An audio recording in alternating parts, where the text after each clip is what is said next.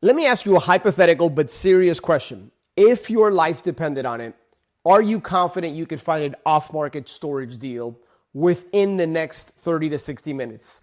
If you're driving around a back road or through a small town, do you have the belief that you'd be able to spot potentially your next storage deal? Because here's the truth, and I've said this before, some of the very best storage facilities that you're ever going to buy are not sitting in a broker's inbox in an offering memorandum or even on LoopNet or Crexy. They're many times hiding in plain sight. And that could be overhead from a satellite view. It could be tucked behind an old, raggedy-looking Dollar General building, or even spotted by someone else before you hear about them. And today, I'm going to show you exactly how to find them. And we're going to continue on because this is part 5 of a 6-part series of talks on the 16 ways to find off-market storage deals. And just as a super quick recap and rundown, I've already talked about the rent gap sniper method and the hidden gems or Google Maps method, cold calling, driving for dollars, working with wholesalers, storage Facebook groups, leveraging direct mail to do storage deals, referrals, building relationship capital by going to in-person meetups and networking events. We even talked about Facebook Marketplace and incorrectly seeing storage facilities listed on the MLS and then going deep into Google. So if you haven't had an opportunity to watch those after this one, I want you to go back to previous episodes so that you can learn about those 12 different strategies. Now, here's one thing that I think is so important that I highlight and stress. Every single one of these strategies to find storage deals works. Now, some better than others, but they all work. The mistake I see people doing is trying to do all 12 at the same time, or eventually when I'm done with this 6-part series, all 16 at the same time. In fact, for most people, I would say you don't even want to be doing more than 2 or 3 at the same time. I would rather you pick one that resonates, get really good, develop a system and a process around it, go an inch wide and a mile deep, be consistent with that 1 or 2 strategies every single day. Perfect that. Get leads coming in on autopilot before you move on to the next one. So these are just some of the ways our Storage Wins community members are getting storage deals in today's market. So I want to go ahead and highlight the 13th strategy, the 13 of 16 ways to find storage deals. And it's going to be the first one on today's show. And that is one of my favorites, flying for dollars. Now, I don't know that anybody else has come up. We've heard driving for dollars, and I covered that in a previous episode. But I want to say, I think I'm going to claim throne to flying for dollars. I've never heard anybody use that term. And I kind of stumbled upon this because in my single family days, we would basically train what we called bird dogs, which essentially are property finders, to go driving for dollars. And then when I got into storage, I realized that we didn't really go driving for dollars per se, even though that is an effective strategy, particularly if you're in a market where you're looking for storage deals. I'm in Miami, so I'm not looking for storage deals in Miami. I don't really focus on bigger markets. I was finding deals on Google. I would essentially go to Google Maps, I'd click on the satellite view, and then I spotted a trend, the long rectangular buildings that are usually like stacked side by side. They kind of look like concrete caterpillars, right? Those are oftentimes storage facilities. And then I noticed that whenever I would spot these, I would grab the little yellow Google guy in the bottom right-hand corner. I would drag him, drop him, and then that would place me on the street in front of the facility. And then I discovered that, hey, if I can spot these long rectangular caterpillar concrete buildings, which are storage facilities many times anyway, then I can train a virtual assistant to do that. So that's exactly what I did. Is we created specific training where we give them a list of our markets. They go into a particular city, and then I have them kind of zoom out, find where the center of the city is, and then go all the way to think of the A quadrant or the first quadrant, which is all the way in the top left. And I would have them scan from left to right, kind of like a snake, right? And then as you're going and you're working your way down, and we train them to look for these long buildings. Now, what we would do is when we would spot one of these something that appeared to be a storage facility is we would grab the little yellow Google guy, drop him on the street view, and then we're looking for the phone number. Usually these storage facilities have a sign. If, as a side tip, if I ever see it doesn't have a sign, or it doesn't appear that there's a phone number, or maybe there is a phone number, but it's faded, or sometimes it's like you can see it's chipped and it just looks old, run down, that's a good sign. I make sure that the virtual assistant documents that in our CRM, or you could use a very simple Google spreadsheet, some type of web form for them to input these leads. I mean, there's a variety of ways to do this. Simplify the system, don't complicate it. Simplicity scales, complexity fails. That's something that I heard years and years and years ago, and it always stuck with me. So make sure that you train the virtual assistant on how to scan on Google Maps using the satellite view for these long rectangular concrete caterpillar looking buildings. They're looking for the roll-up doors, faded signs, gravel driveways, no websites on Google, just outdated. Those are all signs of mom and pop storage facilities. In fact, I would take it a step further and say, anytime you or a virtual assistant or somebody on your team finds a storage facility on Google, using the satellite view or street view, is add it to your list unless it is a REIT. What is a REIT? Real estate investment trust, right? These are the think of the big operators like Public Storage, Extra Space, CubeSmart, and you have U-Haul, Life Storage. I mean, there's several out there, but those are the main ones. Those are not the facilities that we want to be on our list, right? We're looking for mom and pop facilities in smaller tertiary markets, secondary markets, in some cases, rural markets. And so, yeah, that's Google flying for dollars. Okay. And maybe in an upcoming future episode, I can do a dedicated video showing you exactly how we scan that. If that's something that you're interested in, find me on social media, on Instagram at AlexPardo25, or even on Facebook. Maybe even in our Storage Wins Facebook group. Shameless plug, if you are not part of the Storage Wins Facebook group, it is 100% free to join. There's a lot of great conversation happening in there. Great place to connect with like-minded people who are all interested in storage, and in many cases who own storage facilities and are doing some pretty cool things. Our Storage Wins community members are also a part of that Facebook group. So definitely want to encourage you to join. But the big overall theme here and the tips are, hire a virtual assistant to do this. And if you're not at that place yet, you can certainly do this yourself.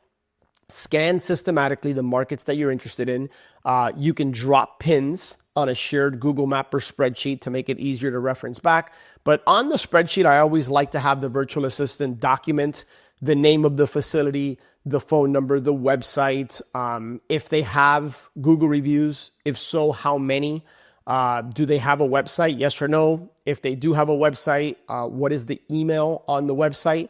In other words, sometimes it's just a simple web form. Other times it's an actual email. We have that documented. Why? So that we can then market to them, or I should say reach out to them initially to see if they would allow us to continue to stay in contact with them via email. This is a strategy I've shared before. I have several students who have used this as part of their marketing channels to find these mom and pop storage deals. So leverage it. And by the way, just like you can do driving for dollars, and we talked about that, you can do virtual driving for dollars. I just find it to be more effective when you're on satellite view and you have an overview of the entire market, and you can quickly and easily spot these rectangular buildings. So that's what I call, and what we call in our Storage Wins community, flying for dollars. So now I want to give you one of my favorite hacks, at least when we go road tripping with the family. And that's how it started. That's how I uncovered this. The second strategy, which is number 14 of this 16 ways to find off-market storage deals series that I'm doing, is the Dollar General hack. The Dollar General hack. Now, usually most holidays, my family and I take road trips to the mountains. So we've gone to Gatlinburg, Tennessee, Asheville, North Carolina, Boone, North Carolina, Blue Ridge, Georgia. I mean, those are some of the common ones that we've gone to. And we've taken road trips. We've driven from Miami. Sometimes we'll fly into Atlanta. Then we'll rent a car and drive to the mountains, wherever our Airbnb is. And after a while, I remember after like the end of our first trip doing this, we spotted a trend. And I noticed that every time we drove by a Dollar General, I shouldn't say every time, the majority of the time, we would spot a mom and pop storage facility nearby. I'm talking within like 1 to 3 miles from driving past that Dollar General, we find a mom and pop storage facility. So what I started noticing was this trend, and essentially I just trained my daughters and my wife. Every time we would spot a Dollar General, keep an eye out. And let's see who would be the first person in our family to find a mom and pop storage facility. So we kind of gamified it. We had fun with it. And sure enough, most of the time, I'd probably say 9 out of 10 times, we would spot a Dollar General. Within 5 minutes, we're spotting a mom and pop storage facility. And what would we do then? I would just grab my phone or my wife's phone, take a picture, make sure I can see the phone number. And then I would create a little album in my photos of all the storage facilities. I would then send that to my assistant so we can research it, get those leads online, and then start marketing to them.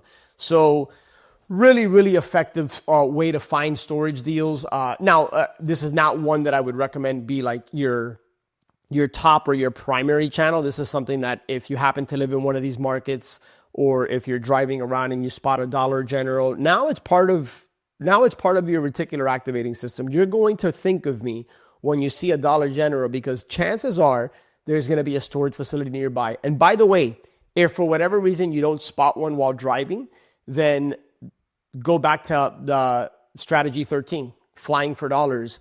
And then you can even search for Dollar Generals, right? If you go to maps.google.com, go to your market, type in Dollar General, then click nearby, right? You'll be able to spot all the Dollar Generals in that market. Then you can also go flying for dollars looking for the long rectangular buildings.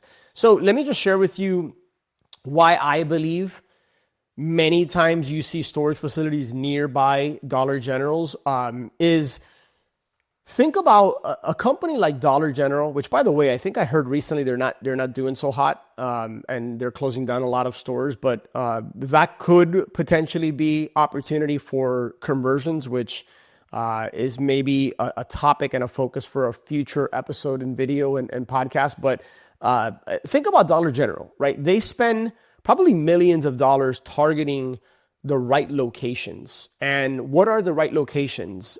My understanding in researching Dollar Generals is that they look for populations of 4,000 to 20,000 people in a town or a market, medium incomes that range from $40,000 a year to $60,000 a year, that have a lot of renters. That is like the perfect intersection of potentially a good storage market. And think of Dollar Generals are oftentimes going into rural markets or tertiary, tier 2 and tier 3 markets, where you're going to have a lot of mom and pop storage facilities, and you're probably not going to have a lot of REITs. Like, REITs are not going into towns like that. REITs are going into big metropolitan cities with high population count. And then think of the community hubs, right? Like, a lot of locals already shop at Dollar Generals, and storage naturally clusters around high traffic essentials like Dollar General. So landowners, I think, see Dollar Generals move in and realize that there could be demand for storage. And many of these mom and pop storage owners have owned these facilities for decades, and oftentimes built these facilities from the ground up many years ago. So pro tip, just use Google Maps, search Dollar General, zoom in surrounding the 3 to 5 mile radius, look for the rectangular buildings. Again, you can train a virtual assistant. If you find a virtual assistant and train them on how to go flying for dollars, you can certainly teach them how to do this virtually with Dollar Generals. You can also do this if you're just out driving for dollars, and make it a game, kind of like I did with my family. Like, have fun. Maybe even you can incentivize your kids and say, hey, if you're able to spot a mom and pop storage facility, I'll give you $1 for every facility you spot, right? Just make it a game, get them interested and excited in the business. I think that's pretty cool. And then the last strategy for this episode is what is commonly referred to in the single family world as bird dogs. And if you're hearing that term for the first time, I don't know where that came from, but it basically just means a property finder. And property finders are people that send you leads because they're already out in the field. Maybe they're on their commute to work, or they're driving around. And let me first kind of highlight who could make a good property finder. The answer is anybody. Anybody can make a good property finder, but specifically contractors, roofers, landscapers, postal workers or mail carriers. So think of UPS, FedEx drivers, realtors, residential realtors, friends and family, other investors, just honestly, anybody with a pulse and a heartbeat could make a good property finder, but they first have to know what you want, what you're looking for. So I think it's really important that you share with them your buy box, your storage avatar. I train them on what to look for, what we're not looking for public storage, we're looking for these types of facilities. So it's really important to show them examples of like, here's what we're looking for, here's what we're not looking for. As an aside, I have used a tool that I really, really like. So if you guys go, this is my affiliate link, but if you guys go to storagewins.com/deal machine, storagewins.com/deal machine, you'll get, I believe you get a credit for signing up with my link.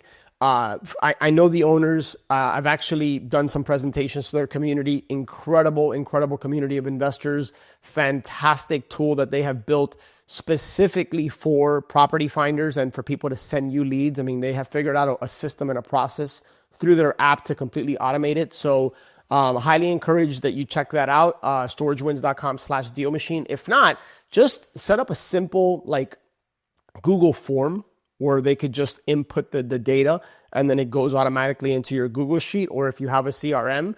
So some best practices, you might want to consider using a dedicated phone number or email for these leads. In terms of bird dogs, I like to incentivize them. I like to let them know that if you send me an opportunity and I ended up closing on it, that could be between $5,000 to $10,000 for that person as just like a marketing fee. Now, make sure that you're dotting your I's and crossing your T's from a legal perspective. Maybe you want to ask a real estate attorney. Just do it the right way, because I know in the single family world in particular, if the person wasn't licensed, then you couldn't technically pay them a fee. And so just make sure that you're doing it the right way, but you want to make sure that they're going to be compensated for it. And maybe they're interested in being a part of a deal, right? And they can get a small piece of the deal just by sending you the lead.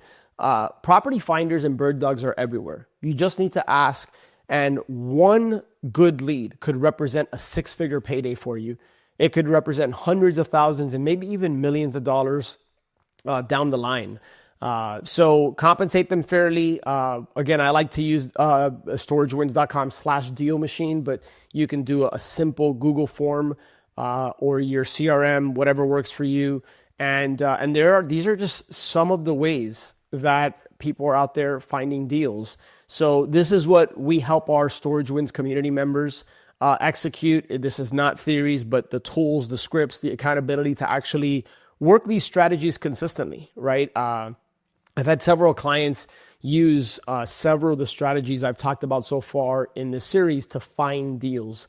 And get their first storage win. Now, my hope for you is that what I'm sharing with you is going to help you land your first storage win. So if you are somebody you're serious about getting your first or even your next storage deal within the next 6 months, I'd love to help.